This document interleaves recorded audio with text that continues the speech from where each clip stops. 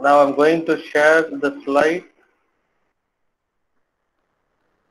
Please confirm at your end.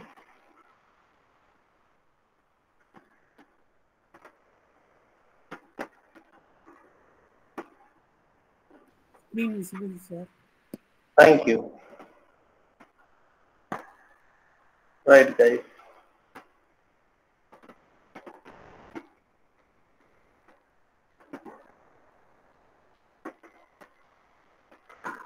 Right. Welcome to another session of statistical quality control that comes under process planning and cost estimation. In yesterday's class, we had a detailed study on fishbone diagram, followed with scatter diagram, how it is represented, and then finally we had a quick glimpse on control charts. Now remember guys, in control charts there are different charts, right? That we will come by solving some of the problems later on, right? There are X bar chart, there are different charts are there like X bar R chart, X bar U chart, P chart and all. So we will see one by one later on. Now you should be familiar with the terms that are used in statistical quality control. Now in today's session, we are going to get into some deeper version of why statistical quality control. கொஞ்சம் in-depth போறோம். So listen carefully.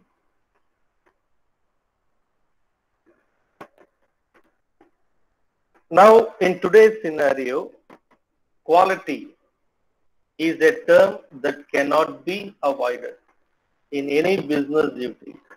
It is not mandatory that it has to be an industry related business. You can take any sort of business. If you fail to maintain quality, then you cannot run a long show in competitive world. Because you have lots and lots of competition in the business market. For example, let us take if there is a pump manufacturer, Coimbatore, you take Coimbatore as an example. When you say pump, can you name few pump manufacturers in Coimbatore? Please respond. Sir, Texmo, sir. Texmo, then KSB. KSP. Dharani pumps. Dharani pumps, KSB pumps, then Aquasub pumps, Ramesh pumps, Mahendra pumps, Suguna pumps, TRI pumps. இது எல்லாமே கோயம்புத்தூர்ல இருக்கிறது. வெளியில எதுவுமே இல்லை. Out of Coimbatore நான் எதுவுமே சொல்லல. Just count it. உங்க விரல்ல just count it. I will tell the names. Texmo pump, number 1. Number 2, Aquasub pump. Number 3, TRI pump. Number 4, Sharp pump. Number 5, Ramesh pump. Number 6, Mahendra pumps. Number 7, Suguna pumps. Number 8, there is another pump which is called as I just forgotten the name.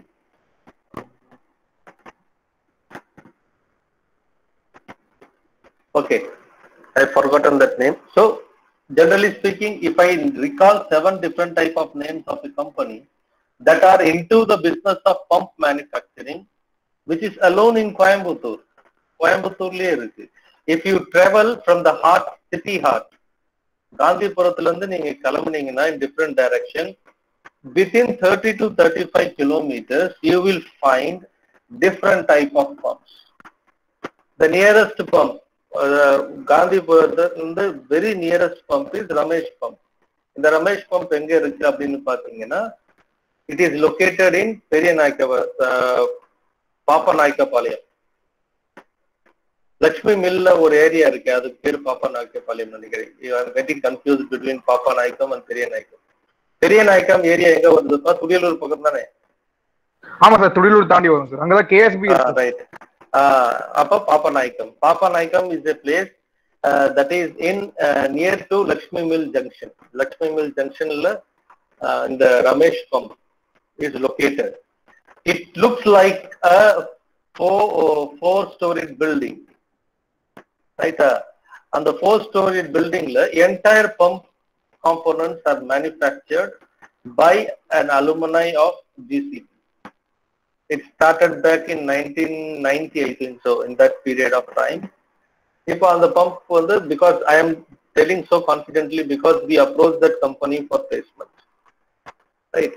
அப்போ அந்த ரமேஷ் பம்ப்ல பாத்தீங்கன்னா from the 4 buildings இருக்கும், 4-storied building, and it is in ground floorல பாத்தீங்கன்னா they will be having that entire machining processes, and obviously certain components are being ordered through sub-vendors.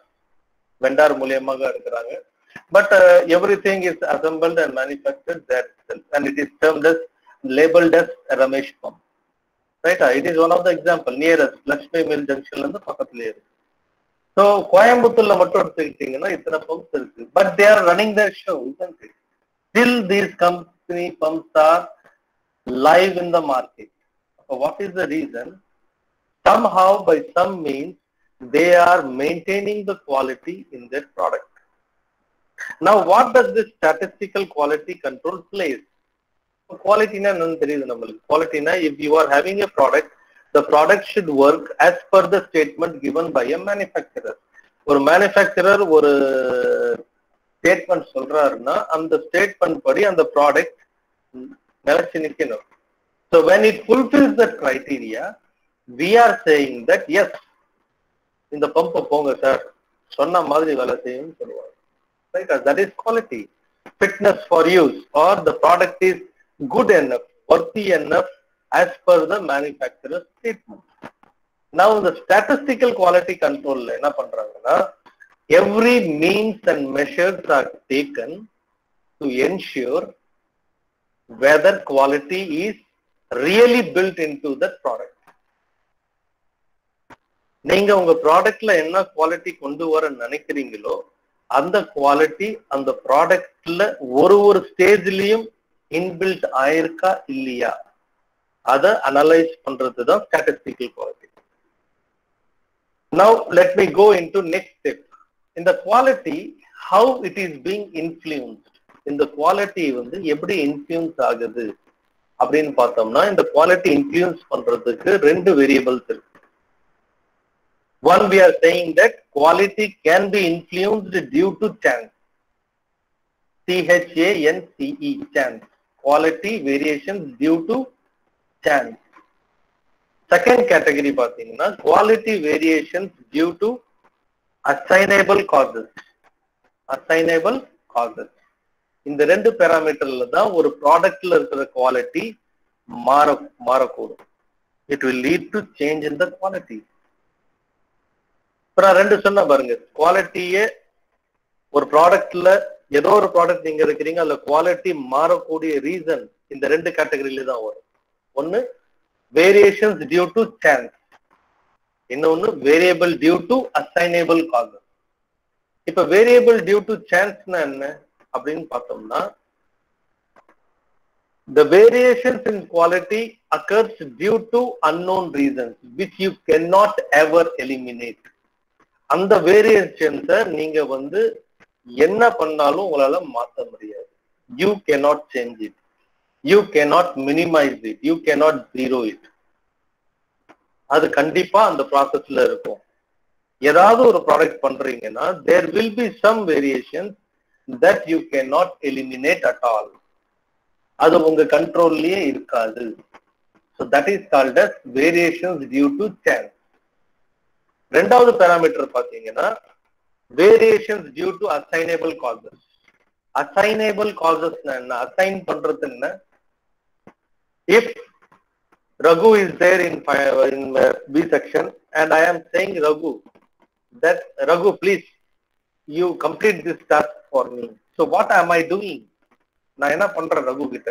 I am giving him an assignment. Raghu இத கொஞ்சம் வேலை முடிச்சு கொடுத்துருப்பா அப்படின்னு சொன்னா I am assigning something to Raghu, right? So assignable causes enna variations that occur due to the things what we have assigned. நம்ம கொடுத்த அசைன்மெண்ட்ல வருகிற variations. இப்ப நம்ம செலக்ட் பண்ணி நம்ம கொடுக்கறதுல வருகிற வேரியேஷன்ஸ் குவாலிட்டியில அதுதான் நம்மளால கண்ட்ரோல் பண்ண முடியும். that only we can control. சரி, இப்ப இந்த அசைனபிள் காசஸ்ல என்னென்னலாம் சார் வரும் அப்படின்னு பாத்தீங்கன்னா கொஞ்சம் ஓப்பன் மைண்டடா திங்க் பண்ணீங்கன்னா நீங்களே ஆன்சர் பண்ணுவீங்க. இப்போ ஒரு ப்ராடக்ட் செய்யறோம்னா செலக்ட் பண்றக்கூடிய விஷயங்கள் என்ன அப்படின்னு பாத்தீங்கன்னா அந்த ப்ராடக்ட்ல யூஸ் பண்ற material, what type of material am I going to use, அது யார் செலக்ட் பண்றது? நம்ம தான் செலக்ட் பண்றோம். So material becomes the first parameter for assignable cost. Assignable costல சப் கிளாசிபிகேஷன்ல வர்றது முதலாவது என்னது? மெட்டீரியல். ஏன்னா அந்த ப்ராடக்ட்டுக்கு ரிலவெண்டான மெட்டீரியல் செலக்ட் பண்றது நம்ம தான். So first one is material. Number two பாத்தீங்கன்னா machines. அந்த ப்ராடக்ட செய்யக்கூடிய மெஷின்ஸை செலக்ட் பண்றது யாரு? நீங்களும் நானும் தான். So machines becomes again parameter for assignable causes. அப்ப மூணாவது பாத்தீங்கன்னா ஆபரேட்டர். அந்த மெஷின்ல ஒர்க் பண்ணக்கூடிய ஆபரேட்டர் யாரு? Who is the operator who is going to work on that machine? யார் அதை செலக்ட் பண்றா? It is you and me. நீங்களும் நானும் தான் செலக்ட் பண்றோம். அப்போ operator comes as third class, மூணாவது factor. Fourth factor is time. எந்த டைம் பீரியட்ல நீங்க இந்த ப்ரொடக்ஷனை ரன் பண்றீங்க? So these four parameters comes under assignable cost. Assignable costல வரக்கூடிய 4 parameter என்ன? Material, machine, operator, time. அப்ப இது 4 தான் நீங்க கண்ட்ரோல் பண்ண முடியும். உங்க கையில இருக்க வேண்டிய விஷயம் இது 4 தான். ஃபர்ஸ்ட் கிளாஸ் பார்த்தோம் பாருங்க. First classification variations due to chance. அது நீங்க எதுவுமே பண்ண முடியாது. நீங்க தலைக்கீழ நின்னாலும் ஒண்ணும் பண்ண முடியாது. You cannot ever reach and eliminate any variations due to cost because you don't know why it is happening. You don't know what is the reason why it is happening. எதுவுமே தெரியாத இருக்கும்போது நீங்க என்ன you cannot. அப்போ you cannot touch variations due to chance, but you can make wonders in controlling the variations that occurs due to assignable causes. Assignable causes la varudhu enna? Material, machine, operator and time. சரி sir, மெட்டீரியலால எப்படி குவாலிட்டியில மாற்றங்கள் வரக்கூடும்? How material plays a vital role in influencing quality அப்படின்னு பார்த்தோம்னா simple example. நிறைய இடத்துல நீங்க நியூஸ்ல பார்த்திருப்பீங்க, டெல்லியில பார்த்திருப்பீங்க. Metro rail, when they constructed metro rail, ஒரு இடத்துல நீங்க they are building a bridge, overfly கட்டிட்டே போறாங்க. ஒரு சைடுல கிலோமீட்டர் கணக்குல கட்டிட்டு போறாங்க, இன்னொரு சைடுல அதே ஃப்ளைஓவர் விழுந்துகிட்டே வருது. Right? So what is the reason for that? They are investing money. They are investing crores and crores of money in building a flyover. But at particular instant, a portion of the flyover is failing. It is crashing down. Appo, what is the reason for that? Abin chonna, as a well-educated people, everyone knows, you and me very well knows that the flyover failed because of poor construction. இப்ப இந்த வார்த்தை poor construction எடுத்துக்கிட்டோம்னா இந்த poor கன்ஸ்ட்ரக்ஷனை தான் குறிக்குது. அந்த ஃப்ளைஓவரை build பண்ணக்கூடிய material தரமற்றதா இருக்கலாம். The combination of material that is used for constructing the flyover is not up to the standard. Therefore, it failed. The engineer would have not have given proper attention. Flyover. But at last, what happens? Crores and crores of money is wasted. Appo material selection is very important. Appo when an engineer fails to select a material, quality will not be there. Appo you can control it. Idha neenga sari pannalam illaya. Therefore it comes under assignable cost. Right? Machine every sir affect pannadhu quality e அப்படினு பார்த்தோம்னா உங்ககிட்ட ரெண்டு machine இருக்குப்பா. ஒன்னு புத்தம் புதுசு machine, a new brand new machine, right? இன்னொரு machine இருக்கு, that is 1 year old machine. Now you tell me which machine will have better performance? New one, sir. Why you are saying new one? Sir, it means up to date, sir. Up to date, then சரி specification wise both are same னு வச்சுக்குவோம். Old one, new one, ரெண்டுமே specification wise same. Then which one will perform better? Obviously new one. புதுசு தான் நல்லா வேலை செய்யும். ஏன் வேலை செய்யும்? Because it has no wear and tear. அதுல wear and tear இருக்காது. It will be perfect because it has not been used. The regular use ஆல வருகிற depreciation will not be there. அப்போ the machine standard will also affect the quality. அப்போ நீங்க ஒரு 1000 component புது மெஷின்ல செய்றீங்கன்னா அதோட குவாலிட்டி டெஃபினட்டா வேற லெவல்ல இருக்கும். 1 year old மெஷின்ல நீங்க பண்ணும்போது டெஃபினட்டா அது வேற ஒரு லெவல்ல இருக்கும். அப்போ the machine's performance is also very very important in maintaining the quality. Second, as the yaar பதில் சொன்னா, who responded to that question? Raghu, sir. Raghu. As Raghu said, that's the standard of machine. இப்போ நீங்க வந்து 1 year back old machineல பாத்தீங்கன்னா specification மாறி இருக்கும், இல்ல அதோட டெக்னாலஜி மாறி இருக்கும். புது மிஷின் நீங்க வாங்கியிருப்பீங்க, அது ஹையர் குவாலிட்டியில வாங்கியிருப்பீங்க, ஹையர் ஆர்டர்ல வாங்கியிருப்பீங்க. டெஃபினட்டா புதுசா வாங்குறவங்க அப்டேட்டட் டெக்னாலஜி வாங்கியிருப்பாங்க. So Raghu's point is also valid. புது மிஷின் வாங்கும்போது அது அப்கிரேடடா இருக்கும், அப்போ அதோட பெர்ஃபார்மன்ஸ் வில் பி பெட்டர். அப்போ குவாலிட்டி இஸ் வேரிங். தேர்ட் பாத்தீங்கன்னா ஆப்ரேட்டர். ஆப்ரேட்டர்ல ஸ்கில்ட் ஆப்ரேட்டர் இருக்காங்க, அன்ஸ்கில்ட் ஆப்ரேட்டர் இருக்காங்க. அப்போ what type of operator you are using, that decides the quality. If you have highly skilled operator, your quality will be good. If you have unskilled worker, quality will be bad. So it depends upon the quality of operator used. Now fourth one under assignable cause is time. Time எதுக்கு sir இங்க வருது அப்படின்னா, இப்போ ஒரு worker, இப்ப ரகுவே இருக்காருன்னு வைங்க. இப்ப ரகு வந்து கால் ஷிஃப்ட்டுக்கு ஒர்க்ல வர்றாரு, ரைட்டா? He comes in the morning with fresh mind, energetic, அப்படி வராரு. வந்து மிஷின்ல நிக்கிறாரு. I am asking him to complete the target for a day. So he works for first 3 hours. First 3 hoursல அவரோட எனர்ஜி எப்படி இருக்கும்? Will be on higher note. So he will be doing the work exactly in a perfect manner. அவரோட output எப்படி இருக்கும்? நல்லா இருக்கும். Fourth அவர், third அவர் முடிஞ்சு ஒரு 3வது ஹவர்ல இருந்து 4வது ஹவர் நோக்கி போகும்போது his energy level will drop down. அப்போ டிராப் ஆகும்போது what happens? The concentration, the efficiency of performance comes down. அப்போ அல்டிமேட்டா என்ன ஆகும்? that will reflect in quality. இதே ரகுவை நான் ஓவர் டைம் பார்க்க வச்சு 8 hours ஒர்க் பண்ற இடத்துல இவரை நான் 12 மணி நேரம் ஒர்க் பண்ண வைக்கிறேன்னா what will happen?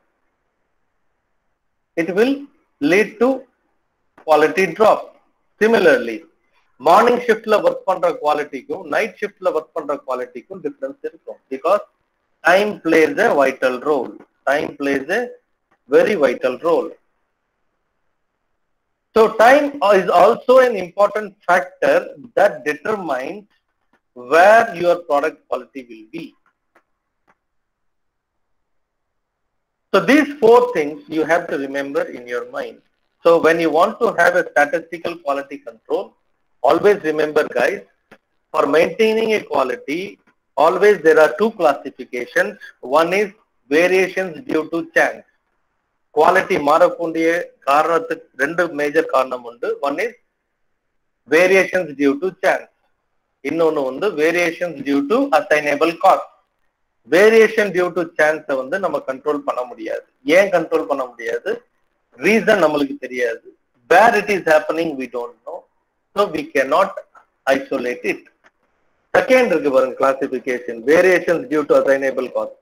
That can be controlled because we are responsible for that, because we are the person who decided what will be my material, what will be my machine, who will be my operator, and what will be the time constraint. அப்போ material, machine, operator, time, these become assignable costs. Now இத control பண்றதுக்கு தான் we are having statistical quality control process. இப்போ the statistical quality control ல பாத்தீங்கன்னா what happens? There are three broad descriptives categories: descriptive statics, statistical process control and acceptance sampling. இது மூணு types தான் நம்ம யூஸ் பண்றோம்.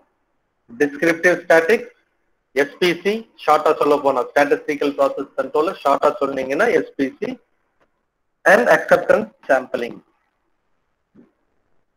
இப்ப descriptiveனா என்ன அப்படின்னு பாத்தீங்கன்னா, you will take into account the mean, median and mode. நீங்க மேத்ஸ்ல படிச்சிருப்பீங்க, find the average, find the mean value, find the median, find the mode.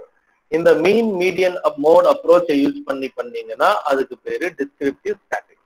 You will be having a set of data.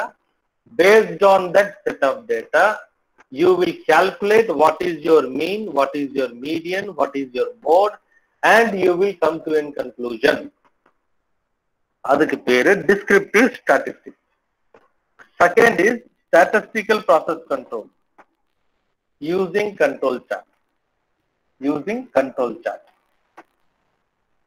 And then third one is acceptance sampling. Acceptance sampling is you will be randomly checking the samples to decide what level of quality can be maintained. சரிப்பா, இந்த statistical quality control ஆல எனக்கு என்ன benefit என்கிற கேள்வி வருதா இல்லையா? ஏன் சார் இந்த statistical quality controlக்கு நான் இவ்வளவு இம்பார்ட்டன்ஸ் தரணும் அப்படின்னு பார்த்தோம்னா, there are numbers of advantages for statistical process control. Advantages நிறைய இருக்கு, ஒன்னா பார்க்கலாம். இப்போ first advantage statistical process control என்னன்னா, it helps us to define the standard. எதுக்கு ஹெல்ப் ஆகுது? ஸ்டாண்டர்டை டிஃபைன் பண்றது. ஒரு ப்ராசஸ் நீங்க பண்றீங்க, ஒரு கம்பெனியில ஒரு ப்ராடக்டை செய்றீங்க, அந்த ப்ராடக்டை எப்படி நான் செய்யணும், எதை பெஞ்ச் மார்க் வச்சு நான் செய்யணும் என்கிறது ரொம்ப முக்கியம். What is my motto, what is my aim that I have to achieve in making this product? அப்போ அந்த இடத்துல you are defining the standard. ஒரு ஸ்டாண்டர்டை டிஃபைன் பண்ணுவீங்க, நம்பர் 1. நம்பர் 2, ஸ்டாண்டர்டை டிஃபைன் பண்ணா போதுமா? கிடையாது. ஸ்டாண்டர்டை டிஃபைன் பண்ண பிறகு நம்பர் 2, அட்டைன் த ஸ்டாண்டர்ட். இந்த ஸ்டாண்டர்டை அட்டைன் பண்றதுக்கு என்னென்ன முயற்சி இருக்கோ அந்த முயற்சியை நீங்க எடுத்து அதை ரியாலிட்டியில கொண்டு வருவீங்க by using statistical quality control. So number 1, you are fixing the standard. Number 2, then what you are doing, you are taking initiative to attain the standard. அந்த ஸ்டாண்டர்டை அட்டைன் பண்ண ட்ரை பண்றீங்க. அட்டைன் பண்ண பிறகு number 3, you are maintaining that standard. ஏதோ ஒரு காம்போனன்ட்டுக்கு இது attain பண்ணியாச்சு sir, மற்றதெல்லாம் எக்கல் கெட்ட போட்டோம், அப்படி கிடையாது. You have to maintain the standard. ஏன் இதை மெயின்டைன் பண்ணணும் அப்படின்னு பாத்தீங்கன்னா, ஒரு 10 years back, 10 to 12 years back, ரைட்டா, எந்த மொபைல் டாப்ல இருந்துச்சு மார்க்கெட்ல? Can you able to guess? 10 to 12 years back, which mobile was on the top list? Nokia sir. Nokia, கரெக்டா? நோக்கியா மொபைல் தான் எல்லா இடத்துலயுமே இருந்தது. Can you tell me the reason why you cannot find Nokia nowadays? ஏன் இப்ப Nokia இல்ல? Same குவாலிட்டில நிறைய company ஏமாந்துச்சு. என்னப்பா சொல்லுங்க? இல்ல சார், நோக்கியா அந்த 10 years பேக் வந்து Nokia was the one and only company which was giving a quality smartphone, but nowadays many other companies also giving the same quality and same continuous. சரிப்பா, அப்ப Nokia ஏன் காணாம போச்சு? அதுவும் 10 கம்பெனிஸோட இன்னொன்னு வந்திருக்கலாம்ல. டிராஸ்டிக்கா down ஆச்சு. ஏன்? என்ன reason? Software based. Sir quality கொஞ்சம் நடுவுல கம்மி பண்ணிட்டாங்க. யார் சொன்னா? வெங்கட்ராமன் ஏதோ சொல்ல வந்தாரு பாருங்க. என்ன ரீசன்?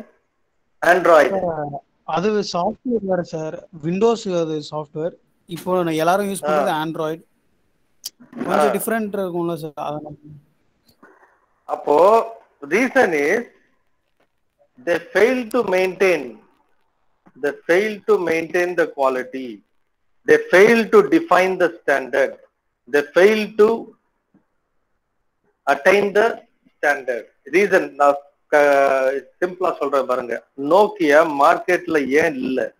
இப்ப ஸ்டாட்டிஸ்டிக்கல் குவாலிட்டி கண்ட்ரோல்ல ஃபர்ஸ்ட் என்ன சொன்னோம்? Set the standard. நம்பர் 2ல என்ன சொன்னோம்? Attain the standard. நம்பர் 3ல என்ன சொன்னோம்? Maintain the standard. இது மூணுமே நோக்கியா கம்பெனி பண்ணல. நீங்க நோக்கியா கம்பெனியோட ஹிஸ்டரி எடுத்து பாத்தீங்கன்னா it is the perfect example for poor performance of statistical quality control. ஏன் சொல்றேன் அப்படின்னு பார்த்தோம்னா இட் வாஸ் ஆன் பீக். சாதாரண இடத்துல இல்ல Nokia was not an ordinary company. ஒரு 10 years பேக் பாத்தீங்கன்னா எல்லார் கையிலயுமே நோக்கியா போனை தவிர வேற எதுவுமே கிடையாது. That was the history. History டெல்ஸ் that. நம்ம போய் சொல்லல. History டெல்ஸ் that. எங்க போனாலும் நோக்கியான்னு தான் இருந்தது. ரைட்டா? இதை அக்செப்ட் பண்ணிக்கிறீங்களா? நீங்களே அதை விட்னஸ் பண்ணிருப்பீங்க. Yes or no? Yes sir. Right. அப்போ in due course of time ஒரு கட்டத்துல என்ன ஆச்சுன்னா குவாலிட்டிங்கிற வார்த்தை நம்ம சொல்றோம் இல்லையா, இந்த குவாலிட்டிக்கு மீனிங் நிறைய பேர் தப்பா புரிஞ்சுக்கிட்டாங்க. இந்த குவாலிட்டின்னா என்னன்னா ரெடினஸ் டு யூஸ், கரெக்ட் தான். அதே நேரத்துல வித் ரெஸ்பெக்ட் டு டைம் கன்ஸ்டன்ட்டை பேஸ் பண்ணி அந்த ப்ராடக்ட்ல மாற்றங்கள் வரணும். That is quality. What the customer is looking for.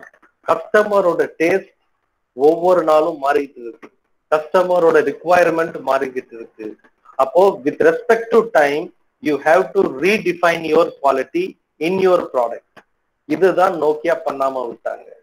அப்போ ஒரு பர்டிகுலர் ஸ்டேஜ்ல when there is a change in டெக்னாலஜில ஒரு சேஞ்ச் வரும்போது நோக்கியா அந்த டெக்னாலஜியை ஓவர்லுக் பண்ணிச்சு. It overlooked it based on the past success rate of its own product. ஆனா அதே நேரத்துல பாத்தீங்கன்னா இன்னொரு கம்பெனி அது அட்வான்டேஜா பார்த்தது. எந்த கம்பெனி அது சொல்லுங்க? Which company? Nokia overlooked but another mobile company it Microsoft. Mobile கம்பெனில சொல்லிட்டு இருக்கேன். நோக்கியா ஒரு மொபைல் கம்பெனி, இன்னொரு மொபைல் கம்பெனி அதை யூட்டிலைஸ் பண்ணிக்கிட்டது. எந்த கம்பெனி? சாம்சங். நீங்க கூகுள் பண்ணி பாத்தீங்கன்னா தெரியும். அப்போ அந்த with respect to time move ஆகும்போது you have to also align with yourself according to the changes in time. அப்ப அந்த குவாலிட்டியே டைம் கேட்டால் போல் நம்ம ப்ராடக்டை டிஃபைன் பண்ணணும். இல்ல நான் இதுதான் ப்ராடக்ட், இதுதான் நான் செல் பண்ணுவேன் அப்படின்னு சொன்னீங்கன்னா you cannot survive in the market. அதனாலதான் ஃபர்ஸ்ட் ஸ்டாட்டிஸ்டிக்கல் குவாலிட்டி கண்ட்ரோல்ல ஃபர்ஸ்ட் பார்ட் என்ன வருது? Set the standard. அந்த ஸ்டாண்டர்ட் எப்படி இருக்கணும்? Based on the time requirement, based on the technology that you have பண்ணணும். It also applies to you guys, those who are doing mechanical engineering. It also applies to you. You are now called as graduates. You are going to become graduates in mechanical engineering. Correct? Tappu kadiyadu. But what the time today requires from you. இப்போ இன்னே டேட்ல இந்த 2021 ஜூலை மாசம் 8ஆம் தேதி if you are saying that I am a mechanical engineering அப்படின்னு சொன்னா guys please understand that in today's time the quality in terms of mechanical engineering is not pure mechanical engineering. நல்லா ஞாபகம் வச்சுக்கோங்க. In today's time quality in terms of mechanical engineering நான் statistical quality control உங்க மேல நான் apply பண்ணேன்னா நான் தான் சொல்லுவேன். 2021 மெக்கானிக்கல் இன்ஜினியரிங் குவாலிட்டியான்னு கேட்டா it is based 2021 what the quality says, my student who wants to become a graduate in mechanical engineer should not have a degree alone. He should have knowledge in artificial intelligence. He should have knowledge in machine learning. He should have knowledge in programming. இதுதான் quality in today's time. 2021 ஒரு mechanical இன்ஜினியருக்கு தேவைப்படுகிற quality. Now you check with yourself whether you are aligning your quality in line with your time. உங்க time ஏற்றார் போர் உங்களுக்குள்ள mechanical இன்ஜினியரிங்கோட quality இருக்கா? If it is not there, then it is time for you to set the standard. நீங்க ஸ்டாண்டர்டை fix பண்ணணும். You know where you are. உங்களுக்கு தெரியும், yes, I am good mechanical engineer, right? Very good, சந்தோஷம். But what is quality? What என்ன இல்ல, oh, I am weak in artificial, I am weak in programming அப்படின்னு சொன்னா, set the standard. That my standard is to learn some programming. My standard is to learn some online course on artificial intelligence. அதுதான் quality in 2021. That's where most of the graduates fail. Sir இது என்ன புதுசா இருக்கு, மெக்கானிக்கலுக்கு மட்டுமா? கிடையாதுப்பா. இந்த mechanical இன்ஜினியருக்கு இப்பதான் வந்திருக்கு, 2020-21 தான் இந்த ப்ராப்ளம் ரைஸ் ஆயிருக்கு. Whereas for IT sector it is from the starting. IT செக்டாருக்கு இந்த தலைவலி ஆரம்பத்துல இருந்தே இருக்கு. எப்படின்னு கேக்குறீங்களா? ஒரு சிஎஸ்சி முடிக்கிற பையனோ இல்ல ஐடி செக்டர்ல ஐடி கிராஜுவேட் முடிக்கிற பையனோ இன்னைக்கு இல்ல, எப்பல இருந்து சிஎஸ்சி ஐடி டிபார்ட்மெண்ட் இருக்கோ அப்பல இருந்து இந்த தலைவலி இருக்கு அவங்களுக்கு. They have to learn the things continuously. C plus plus இருந்துச்சு சார், அதுக்கப்புறம் சி ஷார்ப் வந்துச்சு சார், அதுக்கப்புறம் ஜாவா, .NET, HTML கண்டினியூஸா அவங்க லேர்ன் பண்ணிட்டு தான் இருக்காங்க. They are upgrading themselves for many years. Therefore, it is not new to them. அதனால உங்களுக்கு அது புதுசா தெரியல. ஏன்னா ஒரு டைம் ஒரு புது ப்ரோக்ராமிங் வருது, இது நீ லேர்ன் பண்ணாதான் உன்னால மேல போக முடியும். They learn it. But மெக்கானிக்கல்ல it is new for you. And after 5 years என்ன ஆகும்? Every mechanical graduate who gets into mechanical, it will become a routine life for him. அது டே டு டே லைஃப்ல inbuilt ஆயிடும். Mechanical படிக்கிறது, மெக்கானிக்கலும் படிப்பாங்க, சைட்ல மற்ற artificial என்னென்ன வருதோ எல்லாம் படிப்பாங்க. So this is what quality is. As time passes, you have to change yourself with respect to time to have the quality. This you have to do. இதுதான் நோக்கியா பண்ணல. அப்ப first one is set the standard, second one is attain the standard, third one is maintain the standard. These three things Samsung did. இந்த மூணுமே Samsung கொண்டு வந்தாங்க. But then after within Samsung rise ஆகும் போது பேரலா மற்ற மொபைல் கம்பெனிஸ் வந்துருச்சு. So சாம்சங்க்கு காம்படிஷன் வெரி ஹை. ஆனா நோக்கியா அதை ரியலைஸ் பண்ணி அதை மாத்துறதுக்குள்ளார தே பிகம் அவுடேட்டட். பிகாஸ் கஸ்டமரோட எக்ஸ்பெக்டேஷன் இஸ் வெரி ஹை. ஒரு ஜஸ்ட் மொமெண்ட் ஆஃப் செகண்ட்ல they discarded Nokia. Even it was a great backslide for Nokia. Customer இந்த அளவுக்கு ரேண்டம் எல்லாம் இந்த அளவுக்கு லார்ஜ் மாஸ்ல டிவியேட் ஆவாங்கிறது Nokia is also they have never ever expected. Because customers view point, customers expectation was different. So first three is set the standard, attain the standard, maintain the standard. Then fourth one is corrective measure. If there is any deviation, you have to correct it. ஏதாவது சின்ன மாற்றங்கள் இருந்தா you have to correct it. Then efficient worker, give training to your worker. SQC அது வருது, statistical quality control. You have to train your worker. Then confidence and goodwill.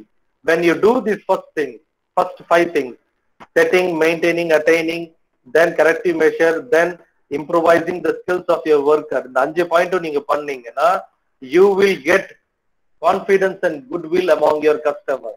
உங்க கஸ்டமருக்கு மத்தியில உங்க ப்ராடக்டோட goodwill, confidence ரைஸ் ஆகும். That is exactly what happened with Samsung. நிறைய இடத்துல சாம்சங்கோட ஸ்டோரி படிச்சிருக்கோம். சாம்சங்கோட பர்டிகுலர் மாடல் எரிஞ்சிருச்சு சார், சடனா திடீர்னு வெடிச்சிருச்சு சார், நடந்தது உண்மைதான். But still, in spite of that, most of you guys are going for Samsung, isn't it?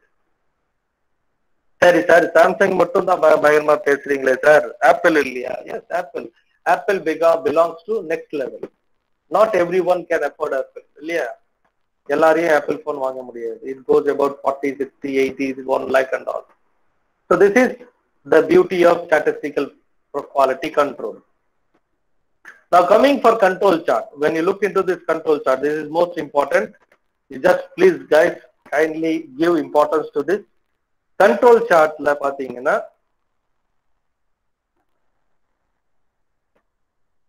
ரெண்டு type இருக்கு, attribute and variable. சிம்பிளா சொல்றேன், இது மட்டும் நீங்க ஞாபகம் வச்சுட்டா போதும்பா. கண்ட்ரோல் சார்ட் என்கிற வார்த்தையை யூஸ் பண்ணீங்கன்னா ரெண்டு டைப் இருக்கு, attribute control chart, variable control charts. இப்ப பாருங்க, கண்ட்ரோல் சார்ட் இங்க வேரியபிள் இருக்கு, இங்க attribute இருக்கு.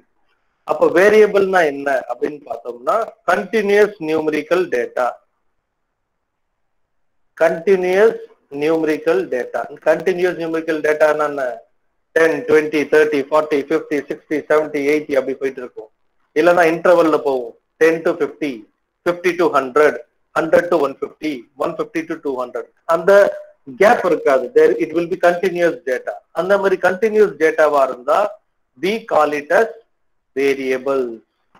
continuous variable numerical டேட்டாவா இருந்தா variables. சரி சார், கண்டினியூஸா இல்ல, it is discrete or categorical numerical data அப்படின்னு சொன்னா it comes under attribute. இதான் first difference. இதுலதான் majority of students they confuse. Control chartல 60% of students confuses only on this particular area.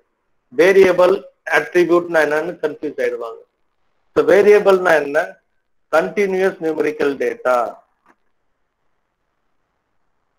Discrete இருந்தா attribute. அப்ப variable data அப்படி இந்த கண்டினியூஸா இருந்துச்சுன்னா variable chart.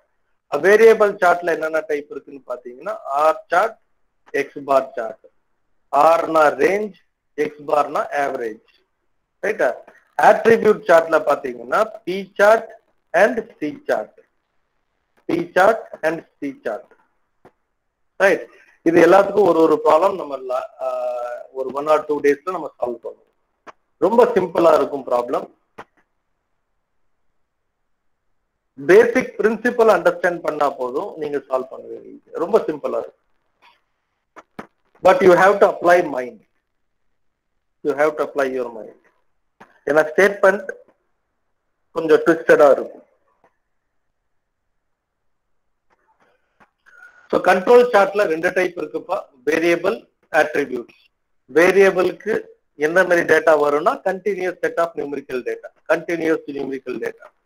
attribute-ல discrete-ஆ இருக்கும், discontinuous-ஆ இருக்கும், categorical-ஆ இருக்கலாம். ரைட்டா? அப்போ வேரியபிள்ல பாத்தீங்கன்னா ரெண்டு சார்ட் இருக்கு, R chart and X bar chart. attribute-ல ரெண்டு chart, P chart and C chart. Now coming for inspection and measurement. Inspection, so far have you understood the things what I have said? Yes sir, understand sir. யார் அது? Santhosh Rajan. He left the meeting. Right. இப்போ inspection and மெஷர்மெண்ட்ல ஒரு கம்பெனில போறீங்க, அந்த கம்பெனில கேக்குறாங்க, யூ ஆர் மெக்கானிக்கல் இன்ஜினியர்ப்பா, யூ ப்ளீஸ் டெல் மீ இன்ஸ்பெக்ஷன்ல எத்தனை ஸ்டேஜஸ் இருக்கும்பா, எங்கெங்கெல்லாம் இன்ஸ்பெக்ஷன் பண்ணலாம் அப்படின்னு கேட்டா your answer should be these 3 stage. Inspection where it is applicable அப்படின்னு பார்த்தா inspection at pre-production stage. Production ஆரம்பிக்கிறதுக்கு முதல்ல இன்ஸ்பெக்ஷன் இருக்கணும், ப்ரொடக்ஷன் நடக்கும்போது இன்ஸ்பெக்ஷன் இருக்கணும், ப்ரொடக்ஷன் முடிச்ச பிறகு இன்ஸ்பெக்ஷன் இருக்கணும். Minimum, I am talking about minimum. அப்போ ஒரு கம்பெனில போய் கேட்டாங்கன்னா, when you go for an interview and when they talk about inspection, what is efficient inspection னு கேட்டா இந்த ஆன்சர் உங்ககிட்ட இருக்கணும். inspection before production, inspection during production and after production is must in any industry at minimum level. குறைஞ்சபட்சம் 3 type of inspection இருக்கணும். Pre production இன்ஸ்பெக்ஷன்னா என்ன அப்படின்னு பாத்தீங்கன்னா, ப்ரொடக்ஷன் ஆரம்பிக்கிறதுக்கு முதல்ல உங்களுக்கு என்னென்ன தேவைப்படும்? மெட்டீரியல் தேவைப்படும், மெஷின் தேவைப்படும், டூல்ஸ் தேவைப்படும், ஆப்ரேட்டர் தேவைப்படுவாங்க. ரைட்டா? Machine, material, operator and tools, இது நாலுத்தையுமே நீங்க இன்ஸ்பெக்ஷன் பண்ணணும். Whether the raw material what you are going to use is of the quality that is assigned. நீங்க என்ன குவாலிட்டி ப்ராடக்ட் செய்ய போறீங்களோ அந்த ப்ராடக்ட்டுக்கு ரெலவெண்டான குவாலிட்டி மெட்டீரியல் இருக்கா, you have to check. Number 2, நீங்க யூஸ் பண்ற machine required quality product machine பண்ற அளவுக்கு that machine is okay or not, that should be inspected. Number 3, the tools what you are using, it can be cutting tool, it can be accessory tools, it can be coolant oil, whatever it may be, whether it is okay, whether these equipments and tool will deliver the quality, will enhance in delivering the quality, you have to check it out. From operator, whether the operator who is working on that machine is capable enough to maintain the quality. இதெல்லாம் எப்ப check பண்ணணும்? Pre production inspection. Production ஆரம்பிக்கிறதுக்கு முதல்ல. Production நடக்கும் போது every stages you have to ensure whether the quality is being incorporated or not. Post productionல obviously post ப்ரொடக்ஷன்ல வர ப்ரொடக்ஷன்லாம் முடிச்சுட்டு வெளில வரும்போது நெக்ஸ்ட் ஸ்டேஜுக்கு தள்ளுறதுக்கு முதல்ல அதை ஒரு டைம் செக் பண்ணணும்.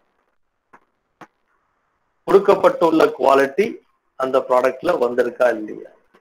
So this is basic understanding of an engineer. Now when we come for this inspection, as I told you already, inspection ரெண்டு விதமா நடக்கும். 100% inspection, sample inspection. 100% இன்ஸ்பெக்ஷனுக்கு நான் ஒரு எக்ஸாம்பிள் கொடுத்தேன் ஃபர்ஸ்ட் யூனிட்ல. Can you remember that? 100% inspection example தான் சொல்லுங்கப்பா.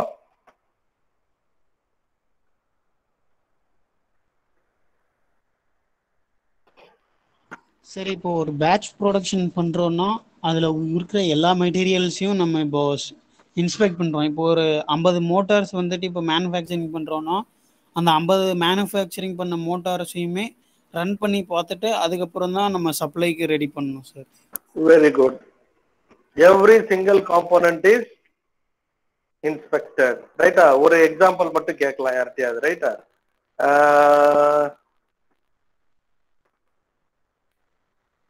Rudrakumar, are you there? Roll number 53.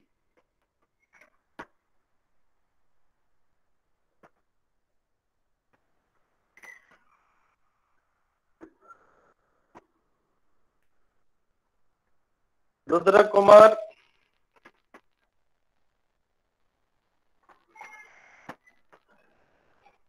Sandhya. Roll number 56.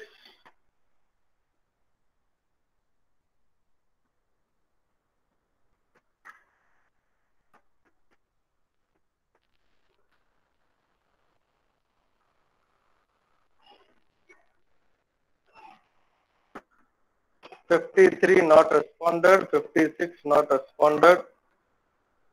Roll number 62, Srinivasan.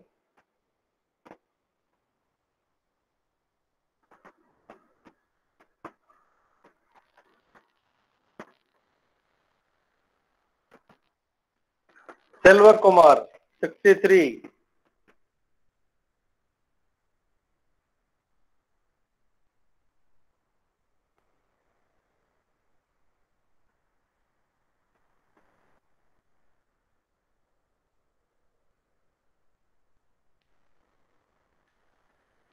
Selva Yugesh, lateral entry 17. Sir. இப்போ கார் மேனுஃபேக்சரிங் எந்த டைப் ஆஃப் இன்ஸ்பெக்ஷன்? இந்த ரெண்டு டைப்ல எந்த டைப்ல வரும் car manufacturing? 100% inspection R sample inspection? Sir sample inspections. Sample inspection எப்படி சொல்றீங்க? ஏதாவது ஜஸ்டிஃபை பண்ண முடியுமா? சார் இப்போ வந்து கார் வந்து அதிகமாக நிறைய ப்ரொடக்ஷன் பண்ணிட்டு இருக்கும்போது பூராத்தையும் வந்து செக் பண்ண முடியாதுங்க சார். அதனால வந்து அதுலேருந்து 1 or 2 டூ த்ரீ ப்ராடக்ட்டை மட்டும் எடுத்து செக் பண்ணி பார்ப்பேன். ம். கடைசியா எல்லாம் அசெம்பிள் பண்ண பிறகு காரை டிரைவ் டெஸ்டிங் பண்ணுவாங்களா? எஸ் சார், பண்ணுவாங்க சார். அப்போ அது என்ன type of inspection? Sir 100% inspection. Sample inspection சொன்னீங்க.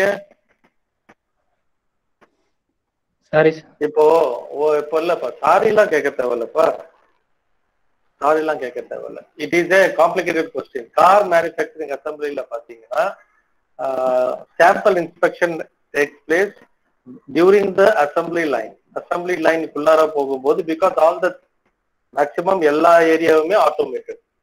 சரியா? Every area is automated. இப்போ செல்வ யுகேஷ் சொன்ன மாதிரி sampling inspection happens inside the assembly line. Say for example painting எடுத்துட்டாலும் கார் மேனுஃபேக்சரிங்ல பாத்தீங்கன்னா இட் இஸ் ரோபோட்டிக் பெயிண்டிங். அப்போ random sampling happens. But once the assembly is over, it converts into 100% inspection. ஒரு car manufacture ஆகிட்டு assembly எல்லாம் முடிச்ச பிறகு when it rolls out, வெளியில வரும்போது it goes for 100% inspection. Every car is test drive. So always you can see in Maruti, if I am not wrong, every 4.32 seconds the car is coming out, rolled out. அப்போ கண்டினியூஸா அந்த காரை வந்து inspection பண்ணிட்டு இருப்பாங்க. So it depends upon the type of product you are handling with. Right? Say for example jam manufacturing industry, fruit jam. நீங்க bread எல்லாம் போட்டு ஜாம் சாப்பிடுறீங்க இல்லையா, அந்த ஃப்ரூட் ஜாம், ஃபுட் ப்ராடக்ட்ஸ், இதெல்லாம் பாத்தீங்கன்னா 100% இன்ஸ்பெக்ஷன் நடக்காது. அப்ப இங்க தான் இன்ஸ்பெக்ஷன் நடக்கும், சாம்பிள் இன்ஸ்பெக்ஷன் நடக்கும்.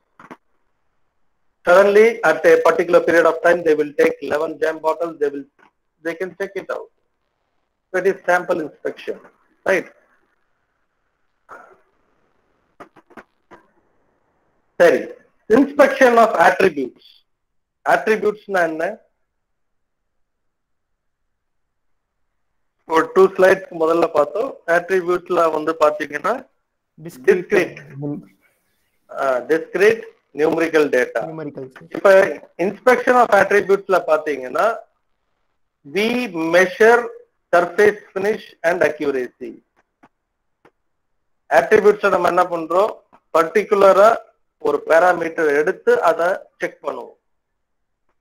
வேரியபிள்ஸ்ல பாத்தீங்கன்னா குவான்டிட்டிவ் நம்பர் வச்சு செக் பண்ணுவோம். வேரியபிள்ஸ் குவான்டிடேட்டிவ் நம்பர், ரெண்டுத்துக்கும் டிஃபரன்ஸ் இருக்கு. attributesல பாத்தீங்கன்னா you get into the property level. Surface finish எப்படி இருக்கு, accuracy எப்படி இருக்கு, அதை செக் பண்ணுவோம். But when you go for variable, you go for quantitative numbers. So this measurement instrument we will come for next class because it will be too heavy. Continuously பார்த்தோம்னா. So in today's class we have just seen about what is statistical process control. What are the causes that affects the quality? We have seen there are two categories. One is variations due to chance, variations due to assigned values. Sridhar இருக்கீங்களா?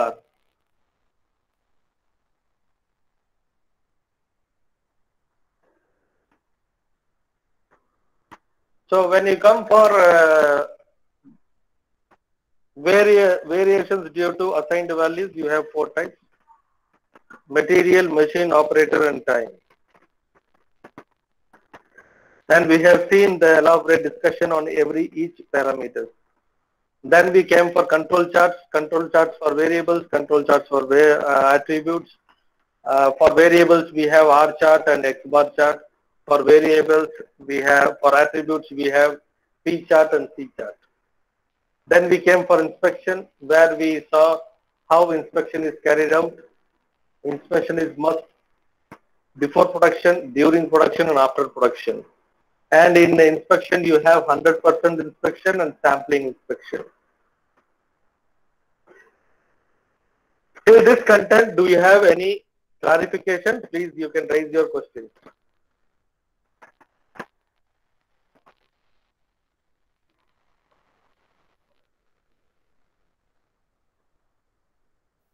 Sir, one question, sir. சொல்லுங்க. Sir அப்போ நம்ம mechanical industry பொறுத்தவரையும் எல்லாத்துக்குமே 100% inspection தான் நடக்குங்களாங்க sir? எல்லாத்துக்கும் நடக்காதுப்பா, எல்லாத்துக்கும் நடக்காது. இப்ப எக்ஸாம்பிளுக்கு பாத்தீங்கன்னா இந்த ஸ்க்ரூ போல்ட் நட் எல்லாம் தயாரிக்கிறாங்க இல்லையா? Yes sir. Screw bolt nut, M16 bolt, M8 bolt, இதெல்லாம் வந்து மாஸ் ப்ரொடக்ஷன். இந்த மாஸ் ப்ரொடக்ஷன்ல ஒரு ஒரு போல்ட்டை எடுத்து ஒரு நட் எடுத்து உங்களால இன்ஸ்பெக்ஷன் பண்ண முடியாது. அப்ப அங்க வந்து சாம்பிளிங் தான் போவாங்க. வாஷர் ப்ரொடக்ஷன், ஓகேங்க சார். வாஷர்லாம் பாத்தீங்கன்னா எல்லாத்தையும் நம்ம செக் பண்ண முடியாது, சாம்பிள் தான் பண்ணுவாங்க. ரைட்டா? இப்போ சில ப்ராடக்ட் இருக்கும் that will directly affect the end user. Bike, pump, fan, இது எல்லாமே பாத்தீங்கன்னா இண்டிவிஜுவலா பண்ணுவாங்க. இப்ப ஃபேன் நீங்க புதுசா ஒரு கடையில போய் சீலிங் ஃபேன் வாங்குறீங்கன்னா அது மேல ஒரு ஸ்டிக்கர் ஒட்டி இருக்கும், ஓகே டெஸ்டட். கரெக்டா? பார்த்திருப்பீங்க இல்லையா சீலிங் ஃபேன்ல? அப்ப அந்த மாதிரி ப்ராடக்ட் எல்லாமே 100% சாம்பிளிங்ல போகும். 100% சாம்பிளிங் இந்த சென்ஸ் எப்பன்னா ப்ராடக்ட் முடிச்ச பிறகு. இப்ப ஃபேன் இருக்குன்னா ஃபேன் எல்லாம் கம்ப்ளீட் ஆன பிறகு அதை வந்து செக் பண்ணி பார்ப்பாங்க. ட்ரக்கெல்லாம் வச்சு பண்ணி பார்க்க மாட்டாங்க. ஜஸ்ட் அந்த ரொட்டேட்டிங் ட்ரம்மோட சுவிட்ச் ஆன் பண்ணி பார்ப்பாங்க. அது ரொட்டேட் ஆச்சுன்னா ஓகே டெஸ்ட்னு சீல் வச்சிருவாங்க. ரைட்? இப்போ ஒரு பேட்ச்ல வந்து ஃபேன் பாத்தீங்கன்னா சீலிங் ஃபேன் ஒரு 50 ஃபேன் வரும். அந்த 50 ஃபேன்ல ரேண்டமா ஏதாவது ஒரு 2 எடுப்பாங்க. 2 எடுத்து சுத்தி பார்ப்பாங்க. சுத்திச்சுன்னா ஓகே டெஸ்டட் அப்படின்னு பண்ணுவாங்க. இது சம் கேஸ்ல நடக்குது. ஏன்னா இதுல ஒரு கேஸே நடந்துச்சு. there was a case in court ஒரு லோக்கல் கம்பெனிக்கு, அதனால சொல்றேன். ரேண்டம் சாம்பிளிங் அதுல பண்ணாங்க. ஒரு 50 இல்ல 100 பேட்ச்ல ரேண்டமா 2 சாம்பிள் எடுத்து they will just check it out whether it is rotating. அந்த பேரிங் ரொட்டேட் ஆச்சுன்னா ஃபேன் இஸ் ஒர்க்கிங். அப்போ மீதி இருக்கிற காம்போனன்ட் அந்த 100ல 2 தான் செக் பண்ணணும், மீதி 98 இருக்கு. they will simply put the sticker tested, okay, inspected. இப்போ கிராம்ப்டன் கிரீவ்ஸ் கம்பெனி இருக்கு, ஓரியன்ட் ஃபேன்ஸ் இருக்கு. இந்த கம்பெனிலாம் பாத்தீங்கன்னா ஃபேன்ங்கிற ப்ராடக்ட்டை 100% சாம்பிளிங் போகும். 100% sampling as a product. 100 ceiling fan வருதுன்னா 100 சீலிங் ஃபேனுமே ஓடுதா இல்லையான்னு செக் பண்ணுவாங்க. அப்ப அது 100% sampling. It doesn't mean that Orient company is looking into every பேரிங்ல இருந்து காயில்ல இருந்து எல்லாமே பாக்குறாங்க. ஃபேனா வெளியில வந்துடும் காம்போனன்ட், அந்த ஃபேனை மட்டும் டெஸ்ட் பண்ணி பார்ப்பாங்க 100 காம்போனன்ட் ரொட்டேட் ஆகுதா இல்லையா. So that is 100% sampling. Pump அந்த மாதிரி தான் பண்ணுவாங்க. So it depends upon the type of product you are delivering, the type of production process you are involved in. Verapa?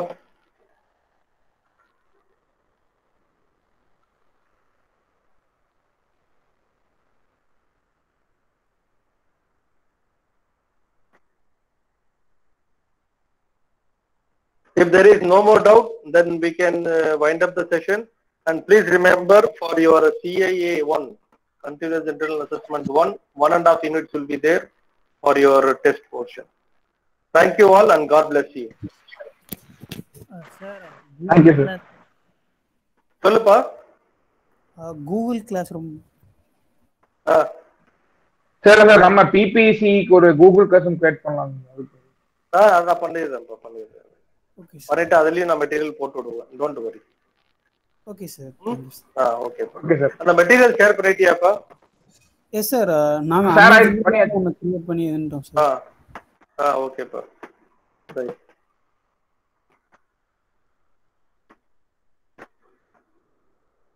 Thank you, pa. Thanks a lot. Thank you, sir. Thank you, sir. Thank you.